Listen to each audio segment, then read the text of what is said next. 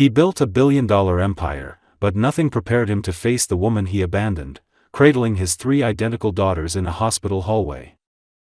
The sterile scent of antiseptic hung in the air as Lucas Hartwell stepped into the hospital's marble-floored lobby. His polished shoes echoed with every step, a rhythmic reminder of the corporate empire he had built, powerful, untouchable, always in control. His assistant was 2 steps behind, murmuring details about the new medical acquisition deal. Lucas didn't need the briefing. He had read the files. Numbers were predictable. People were not. That truth struck him like a blow when, from the far end of the corridor, a familiar silhouette appeared. At first, it was just a figure. Blonde hair pulled into a messy bun, slender shoulders tense as she adjusted a baby carrier against her chest. A stroller stood beside her, and in it, 2 tiny bundles shifted under soft blankets. Lucas's stride faltered. Emma. Her name hit him before his heart could brace for the impact. She hadn't seen him yet. She was murmuring softly to the baby in her arms, her voice tender, the kind of voice that once lulled him out of sleepless nights, years ago. For a fleeting second, he thought it was an illusion, a ghost of his past surfacing in the least likely place. But no hallucination would come with 3 infants. He stood frozen, the hospital's background noise muting as his entire being fixated on the small scene ahead. The baby against her chest shifted, revealing a wisp of dark brown hair and, when it peeked up briefly, eyes that were painfully familiar. Blue. His blue. In the stroller, another set of matching baby blues blinked up, curious and unknowing. The air left his lungs. It was not possible. Or rather, it was too possible. As if sensing his stare, Emma turned her head. For a heartbeat, her expression didn't change. Then recognition dawned, followed swiftly by a stiffening of her jaw, her body pulling instinctively back as though she'd been slapped. She did not smile. She did not speak. She simply looked at him as if he was the last person in the world she wanted to see. Lucas found his feet moving towards her before his mind could process what the hell he was going to say. He wasn't ready for this. There had been no script prepared for this scene. Emma, his voice cracked, foreign to his own ears. She shifted the baby in her arms protectively, her posture screaming walls up defense. You don't get to say my name. Calm. Controlled. But her knuckles were white against the handle of the stroller. The babies, all 3 of them, had his eyes. The realization was inescapable, each second hammering the truth deeper into his gut. Are they? He couldn't finish. His mouth had gone dry. Emma's lips curled into a tight, humorless smile. What? Yours? That's what you're about to ask, right? She adjusted the blanket over the infant in her arms, not giving him the satisfaction of an answer. The way she held them all, it was as though she had built a fortress, with the babies at its heart, and Lucas standing outside, unworthy of entry. I didn't know, he whispered, as if that could possibly excuse anything. Emma's eyes flashed with something sharp, bitter. Of course you didn't. You didn't stay long enough to find out, Lucas.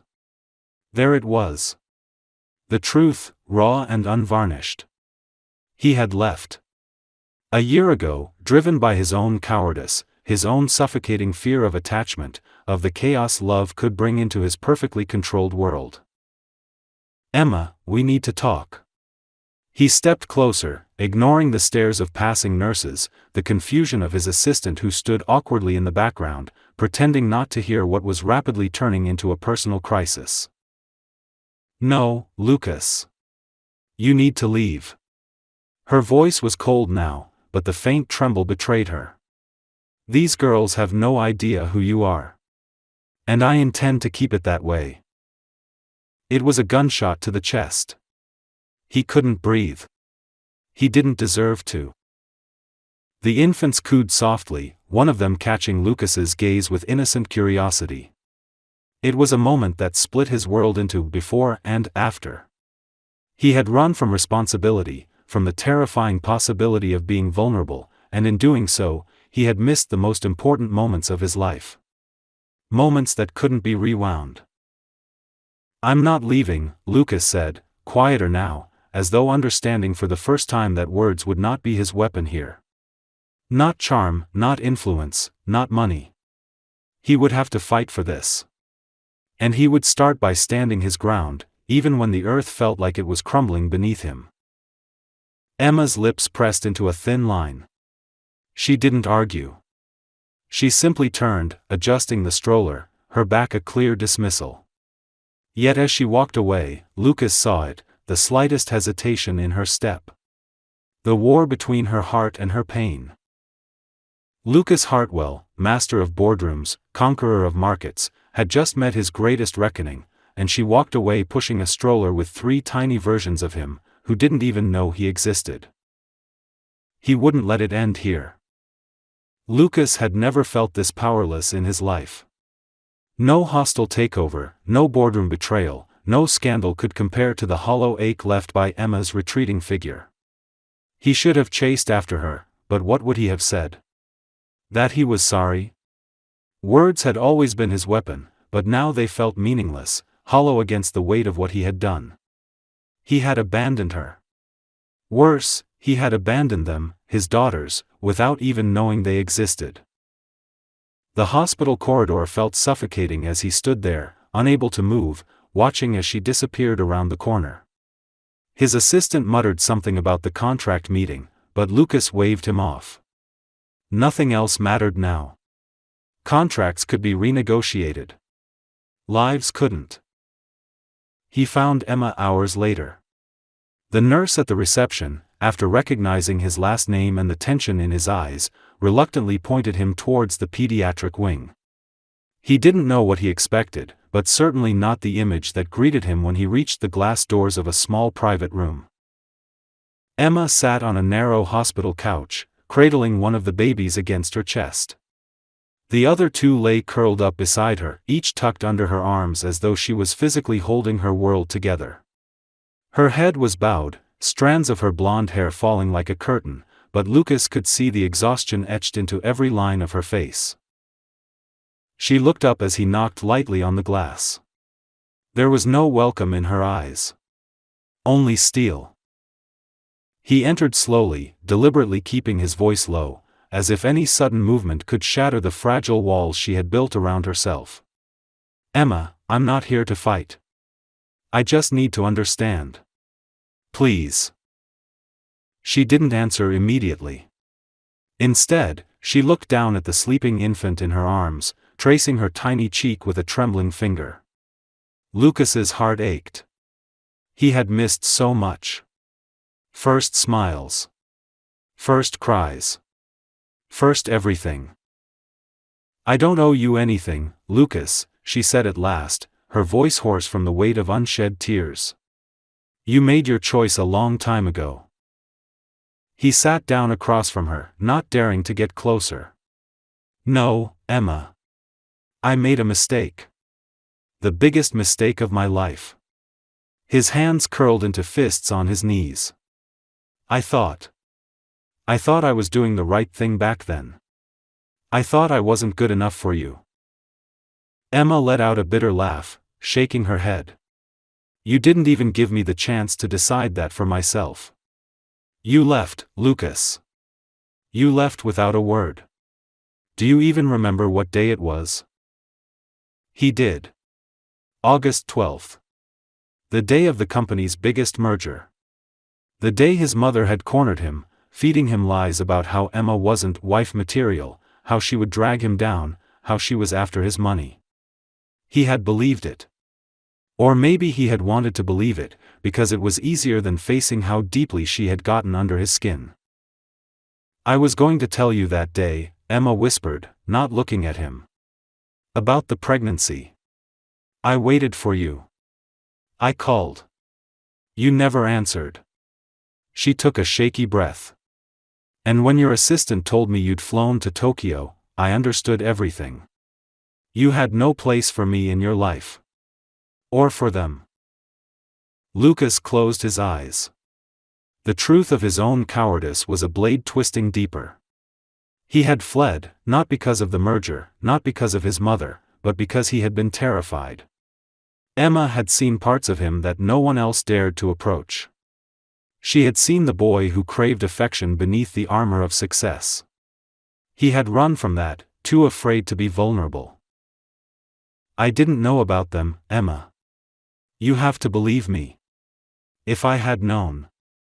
His voice broke, and he couldn't finish. What right did he have to even say that?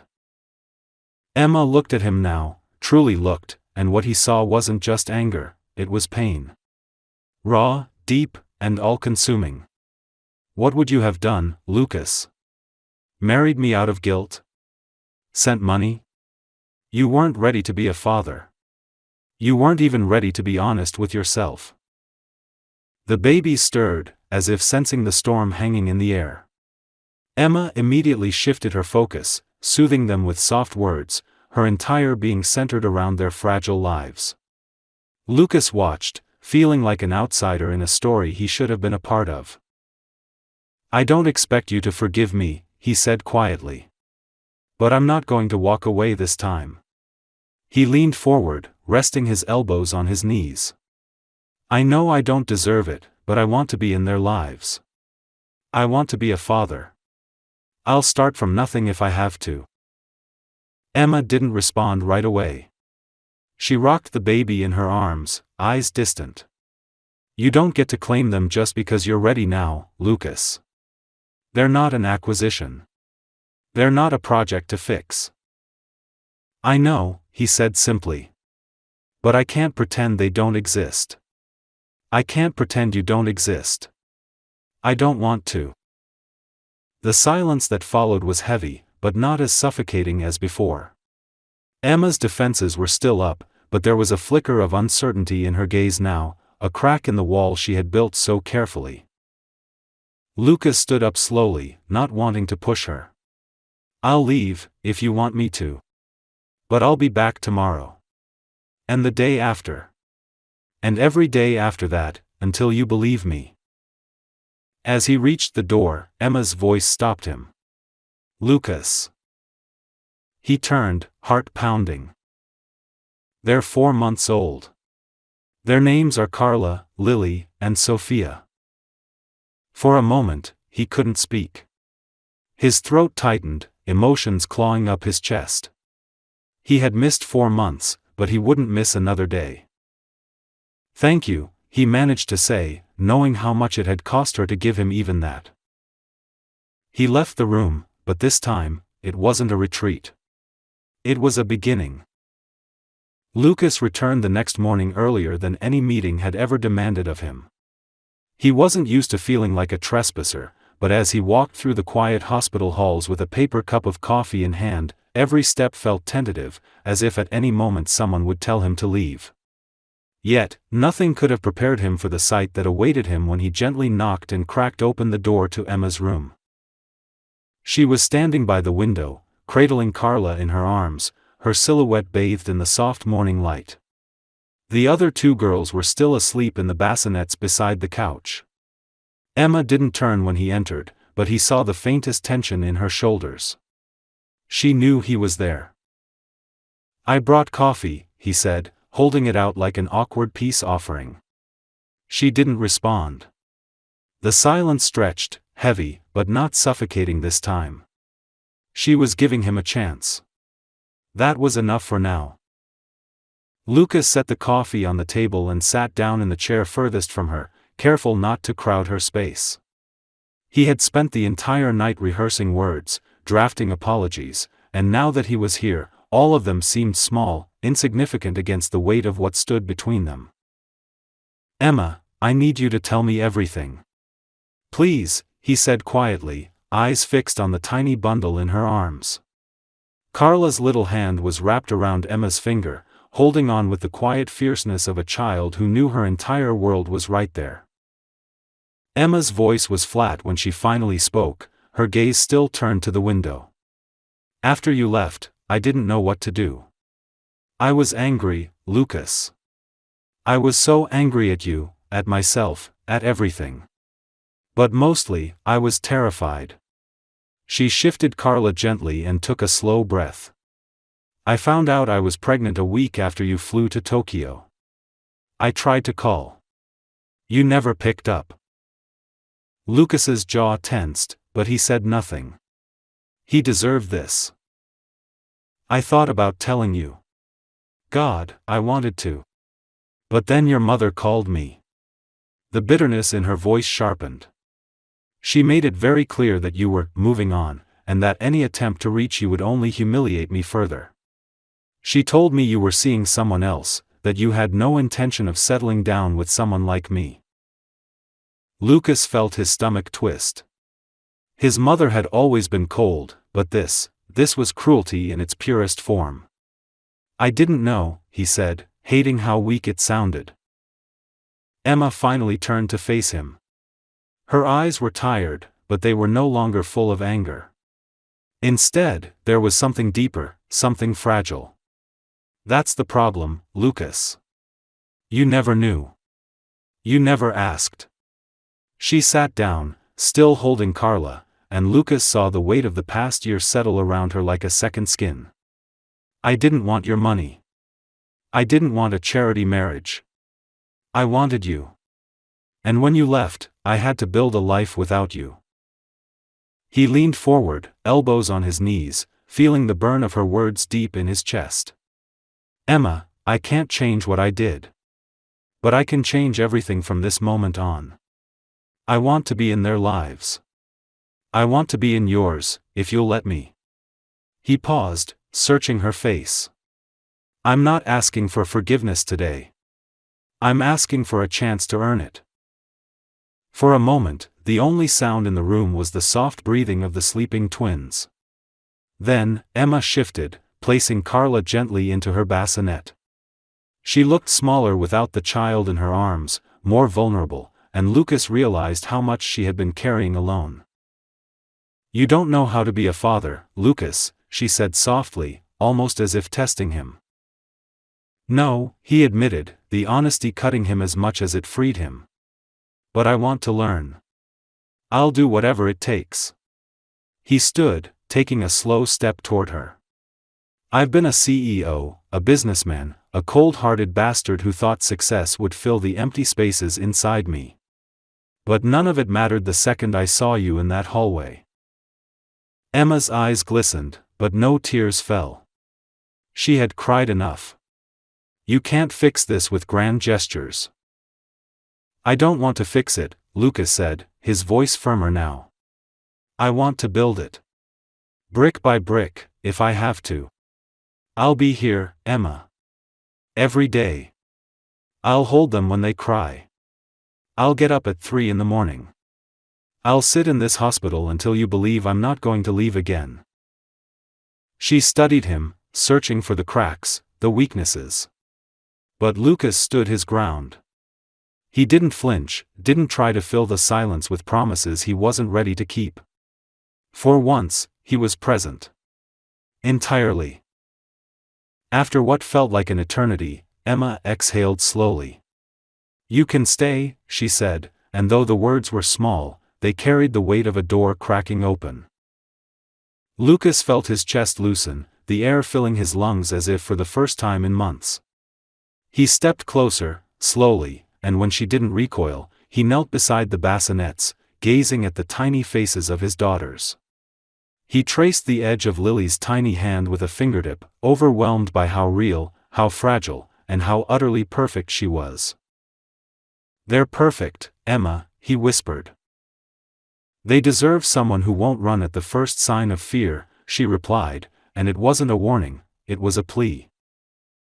Lucas looked up at her. I'm done running.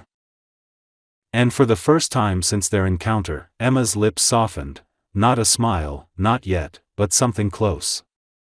It was a start. Lucas knew this was only the beginning of a long and brutal road, but for the first time, he welcomed the struggle.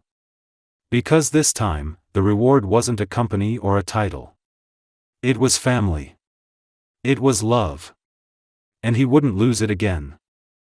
The days began to blur into each other as Lucas kept his silent promise. Every morning, he arrived at the hospital before sunrise, coffee in hand, and stayed until the nurses dimmed the lights for the evening rounds. He didn't press Emma with grand speeches anymore. He didn't try to demand his place. Instead, he showed up and did what needed to be done, holding the babies when they fussed, fetching extra blankets when Emma looked cold, pacing the room for hours with Lily in his arms when her tiny lungs found the strength to scream for no reason at all. Slowly, the invisible wall between him and Emma began to thin, though it never disappeared. On the 5th day, while Lucas was quietly rocking Sophia to sleep, Emma sat on the edge of the couch, her posture tense as if she were weighing a decision. The hospital was unusually quiet, the usual shuffle of nurses replaced by a hush that made the air feel heavier. Lucas glanced at Emma, sensing the shift, but said nothing. He had learned by now that her truths came in their own time. She broke the silence with a question he wasn't prepared for. "Do you know what your mother did after you left?" Lucas's grip on Sophia tightened instinctively, though his expression remained composed. "No. But I have a feeling I'm about to find out." Emma's lips twitched, not with humor, but with something bitter and sharp. "A week after you disappeared, I got a visit. Not a call. A personal visit, in my apartment. Your mother, dressed in her perfect tailored suit, standing in my doorway as if she had every right to walk into my life." Emma's hands fidgeted with the hem of her sweater, her eyes distant. "She offered me a check. Blank. Told me to name my price to quietly vanish. She made it clear that I was an embarrassment, a complication you didn't need." Lucas felt his blood run cold. He had always known his mother was ruthless in business, but this was something else. This was personal. "She never told me," he said, though the words sounded weak even to his own ears. Of course she hadn't. His mother's manipulations were always cloaked in the illusion of protecting him. "I tore the check in half," Emma continued, her voice trembling now, but she pressed on. "She looked at me like I was a child throwing a tantrum. And then she said the most disgusting thing I've ever heard. She said I should be grateful she was giving me a chance to preserve my dignity before you did it publicly."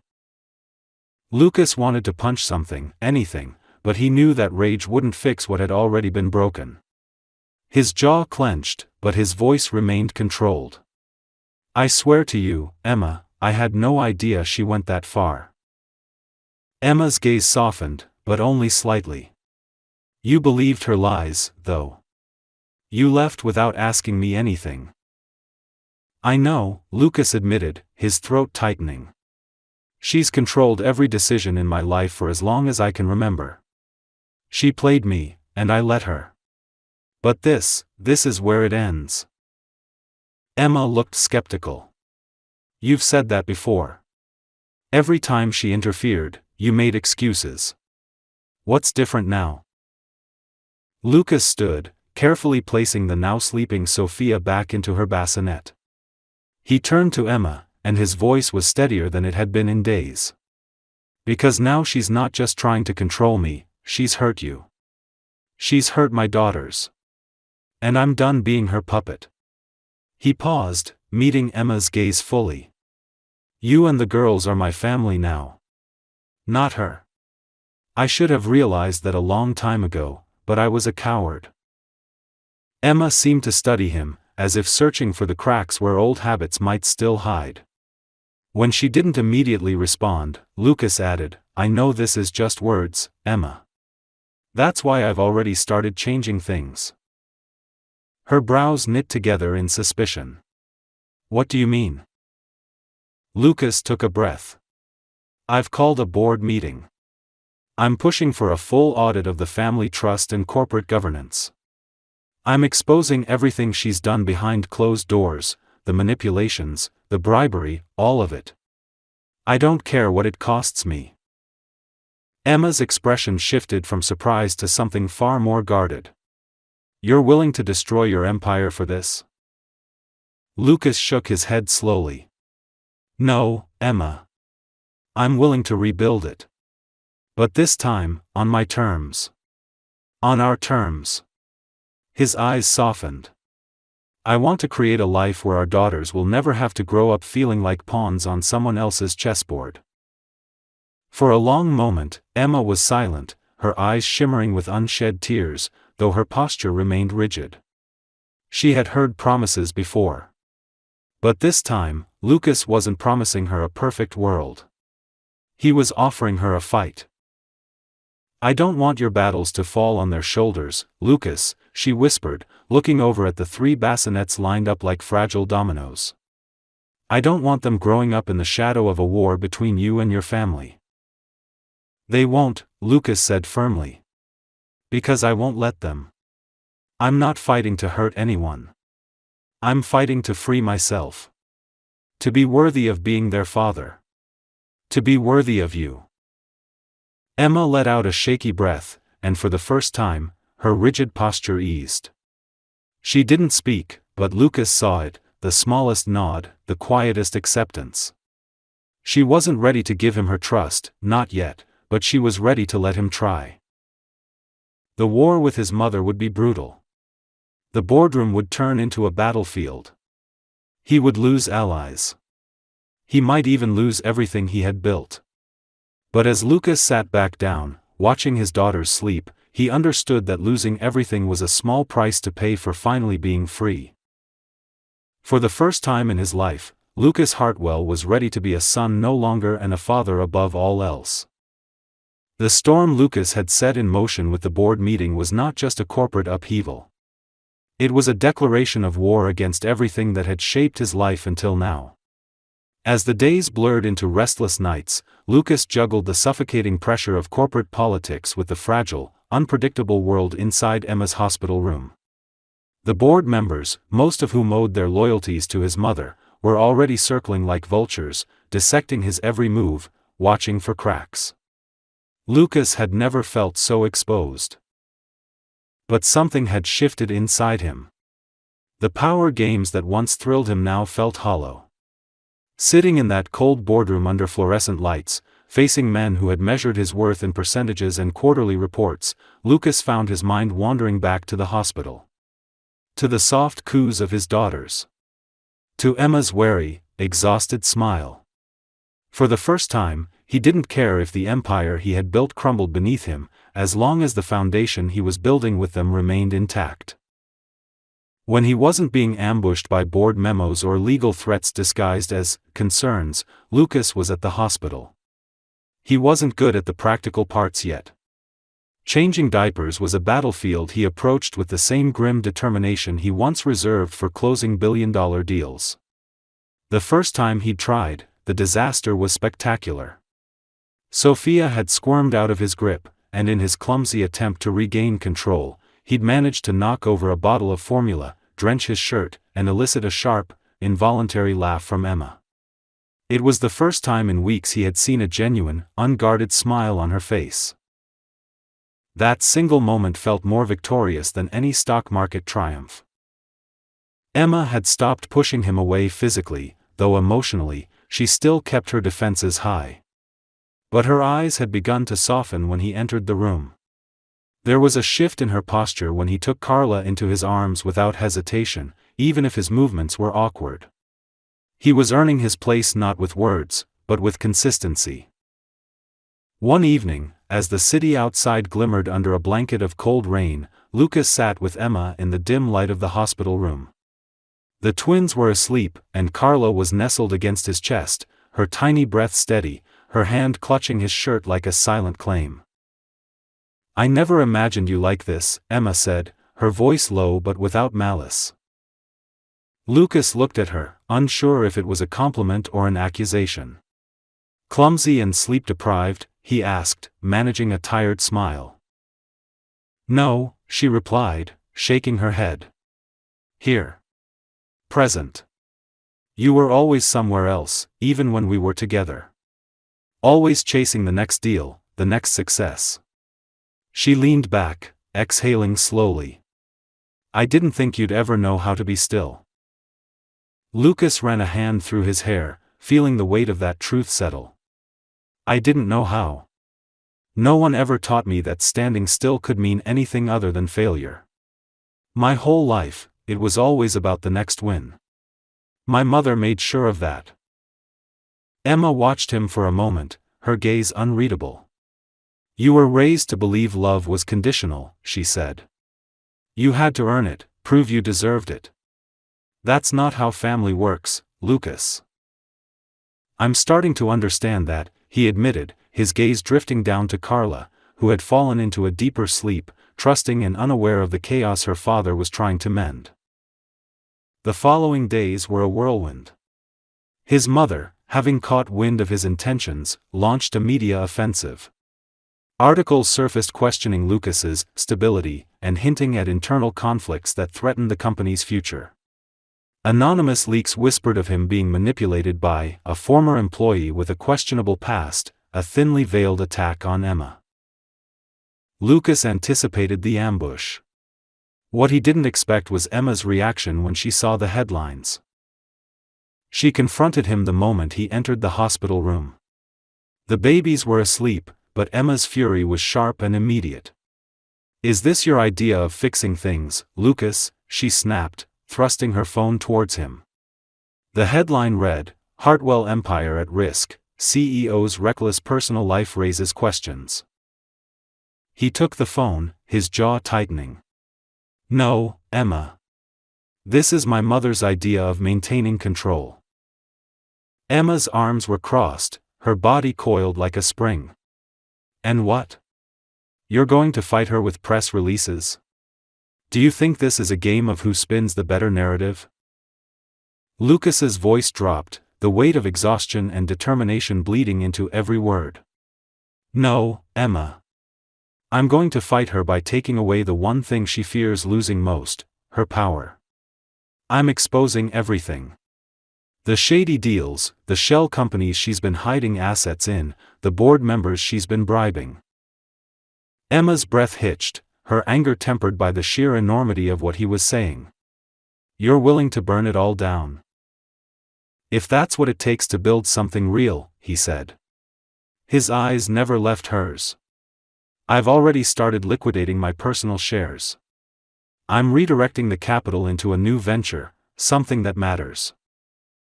What kind of venture? She asked, the suspicion still in her voice, but curiosity softening her tone. A network of community clinics. For single mothers. For families who get left behind in the corporate world's endless chase for profits. He paused, his next words careful, vulnerable.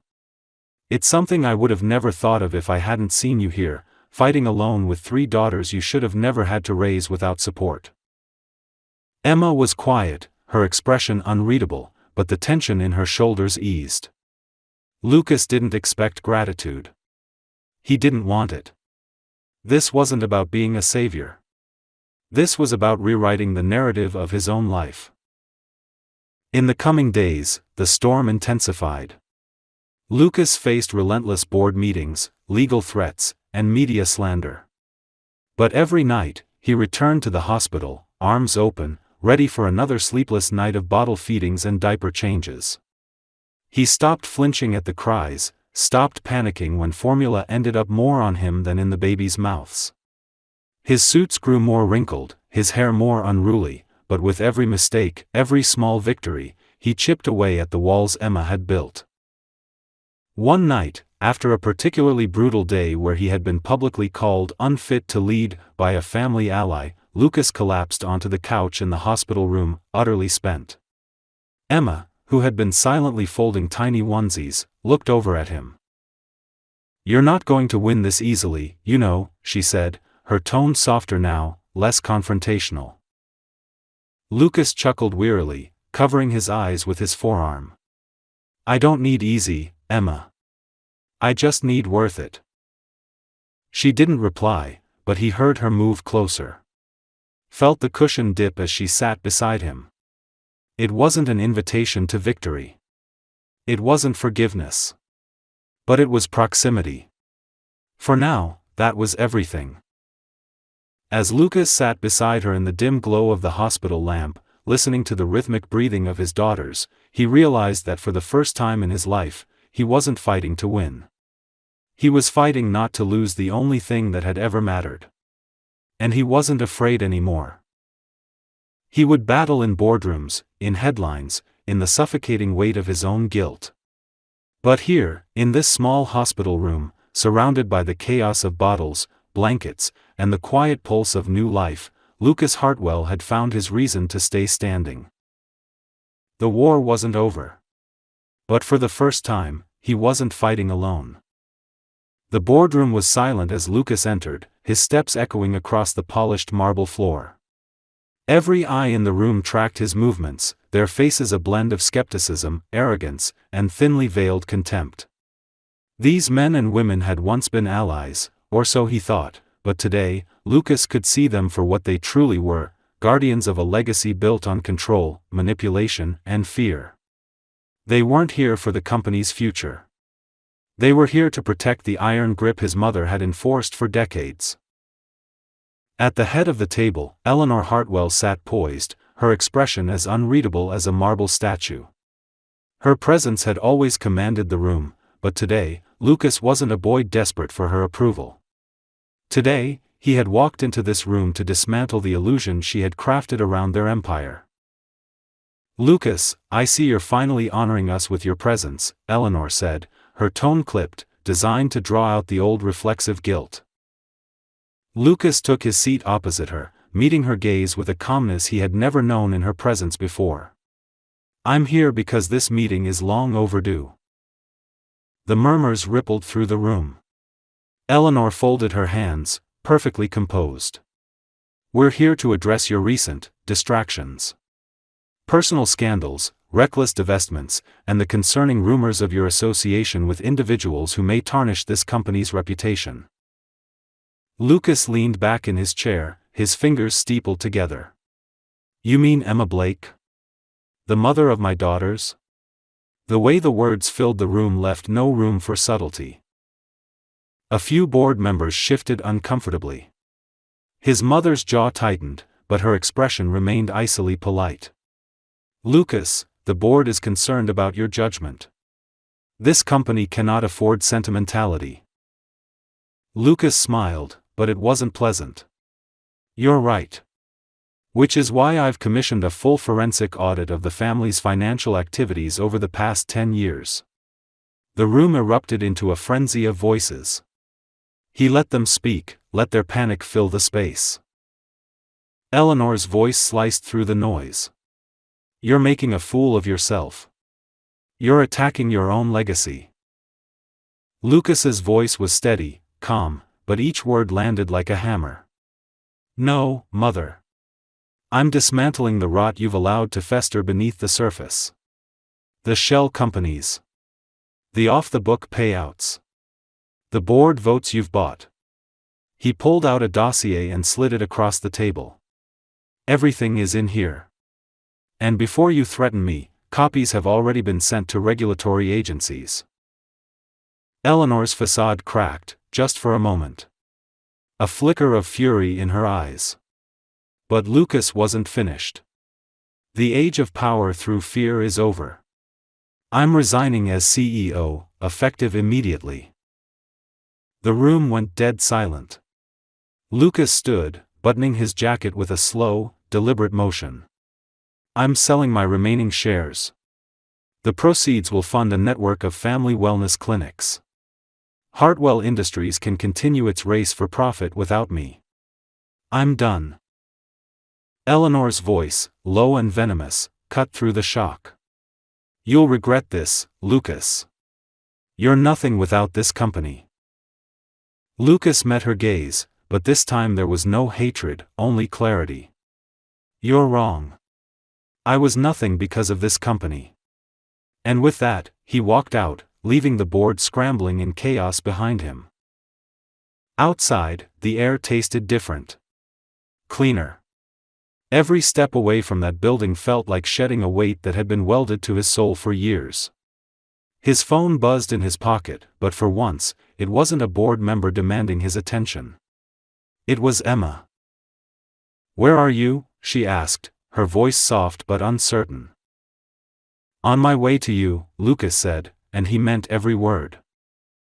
When he arrived at the hospital, the atmosphere had shifted. Emma wasn't in her usual guarded stance. She stood by the window, watching the rain, but this time, when he entered, she turned to him with an expression that wasn't hostility or suspicion, it was curiosity. "You did it," she said, not as a question, but as a quiet realization.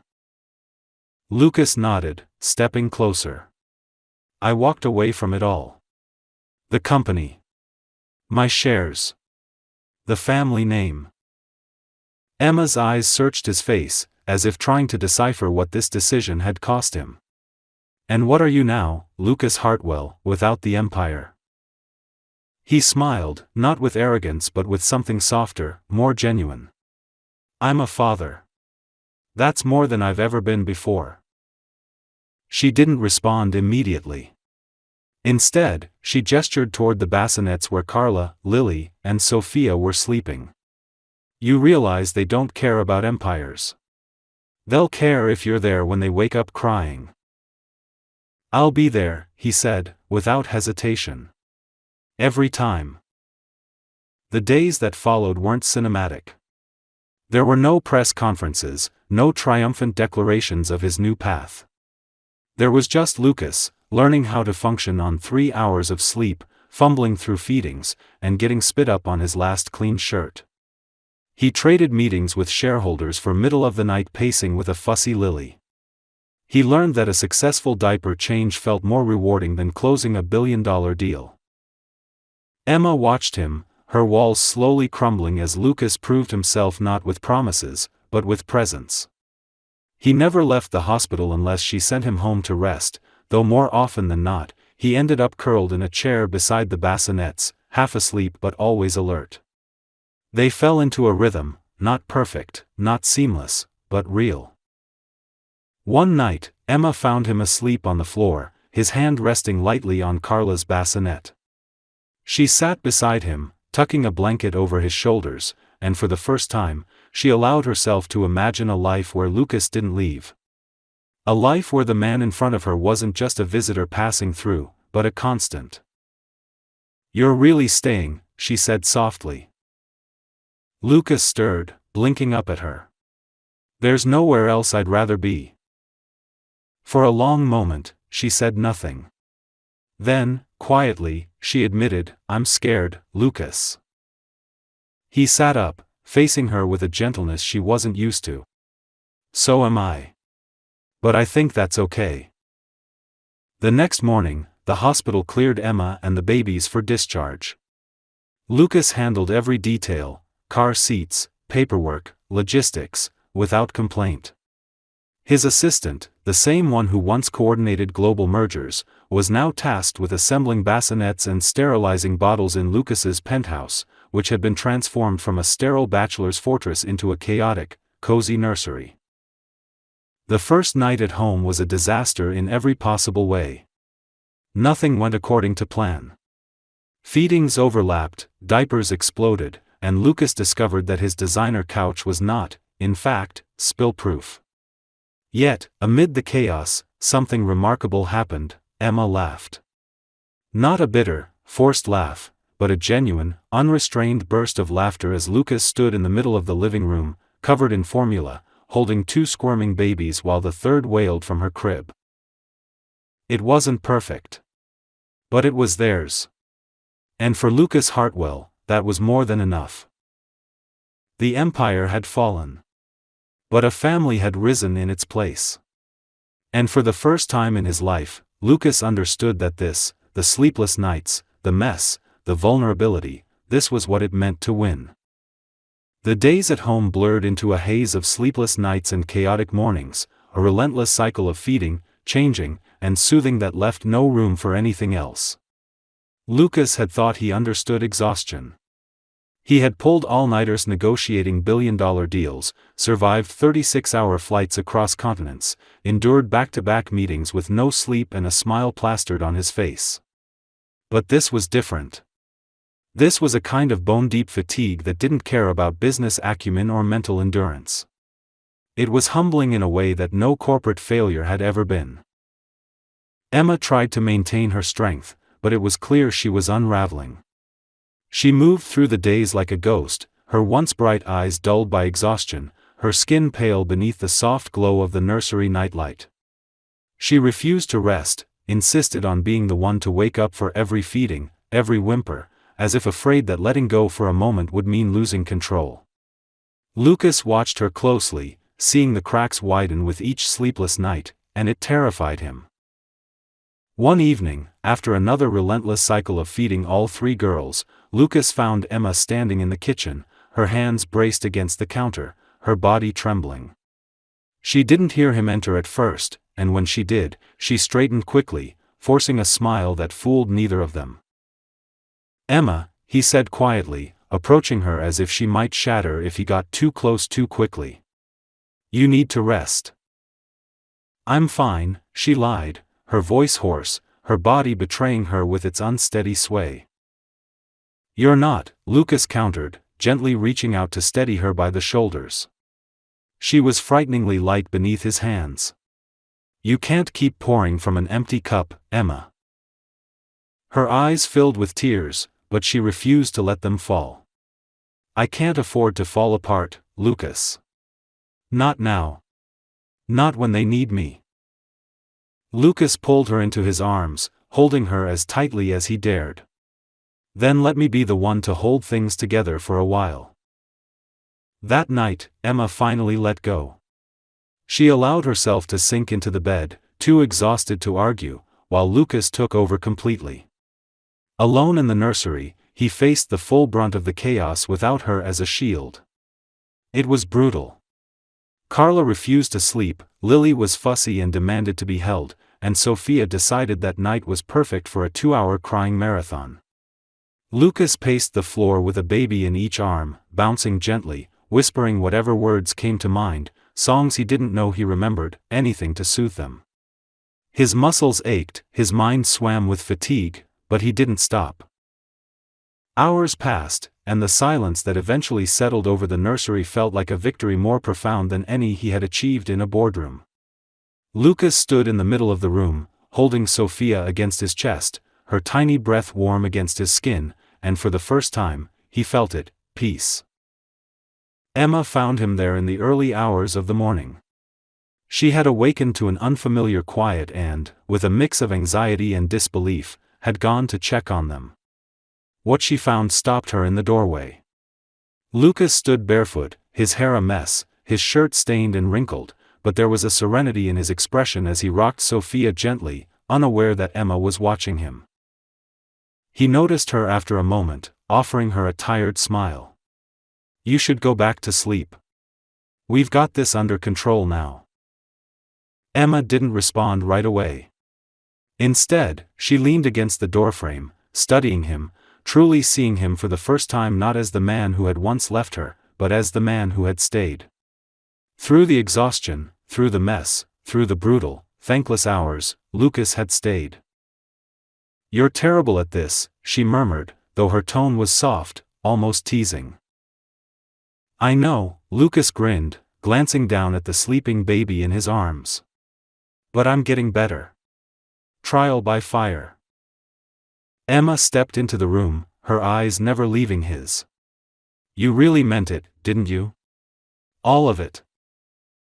"I did," he said simply, because there was no need for grand declarations now.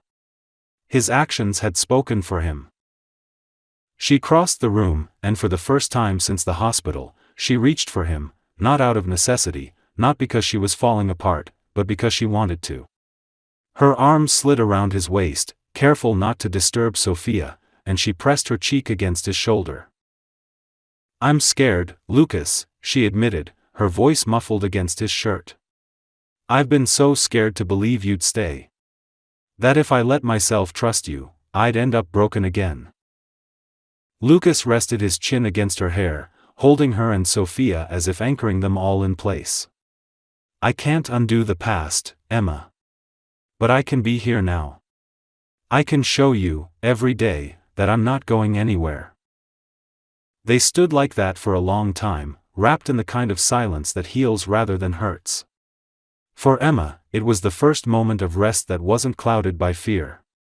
For Lucas, it was the clearest proof that this raw, imperfect life, was more meaningful than anything his past had offered.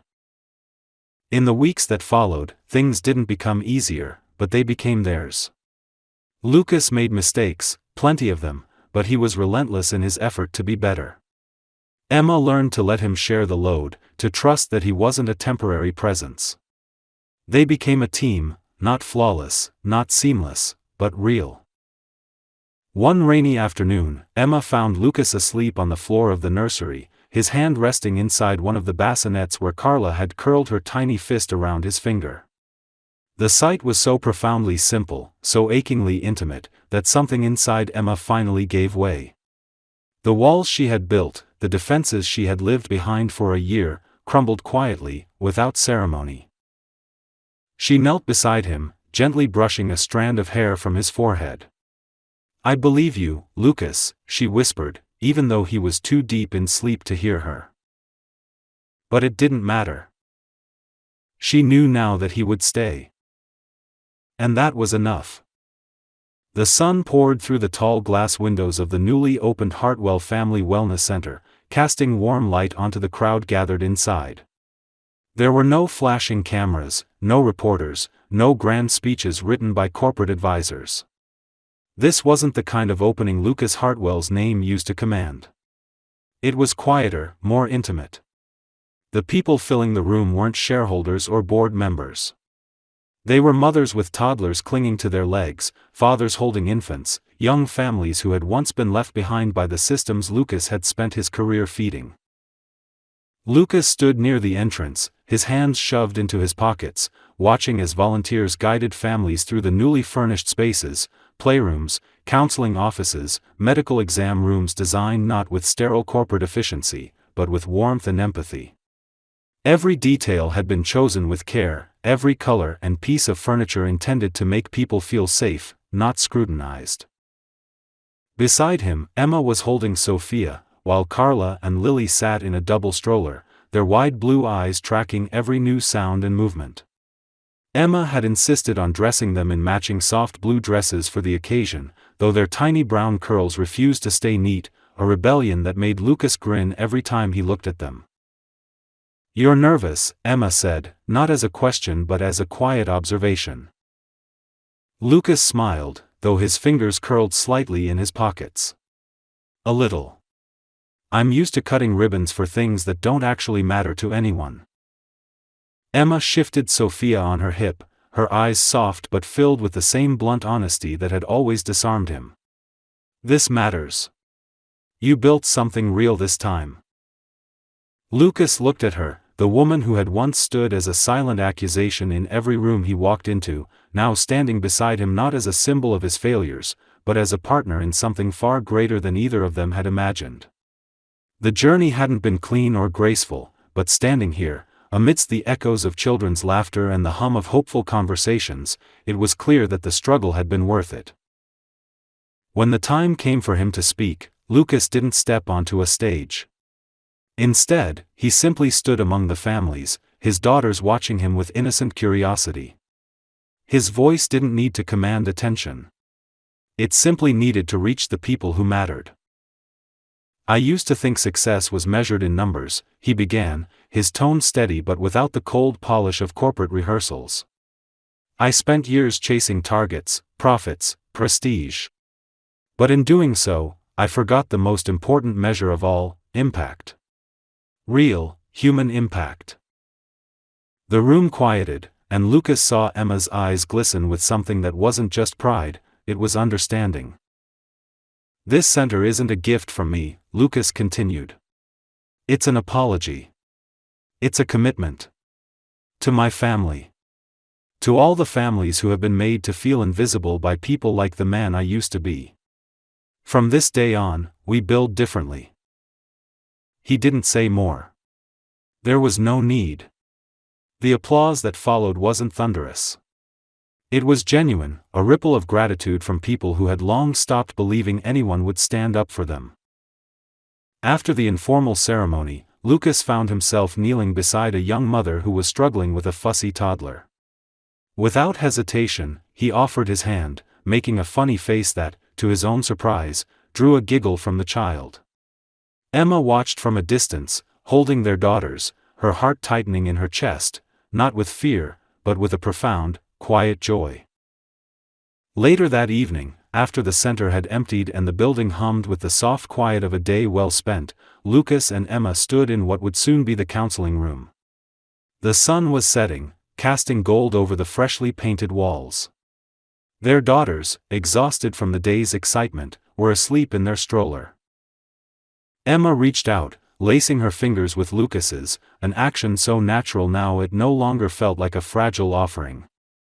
"You did it," she said softly. Lucas turned to her, his expression open, vulnerable in a way he had once feared. "No, we did it.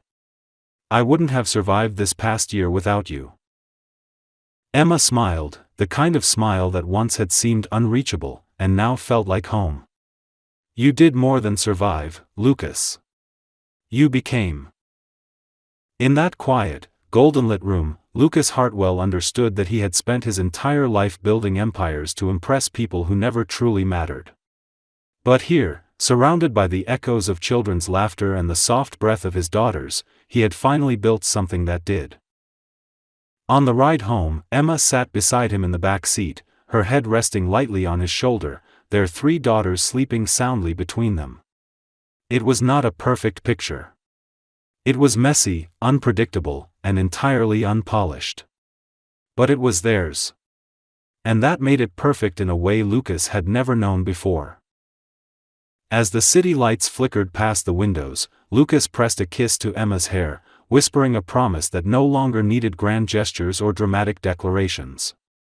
He had learned that true promises are kept not in words, but in the quiet moments, the sleepless nights, the small, relentless acts of showing up.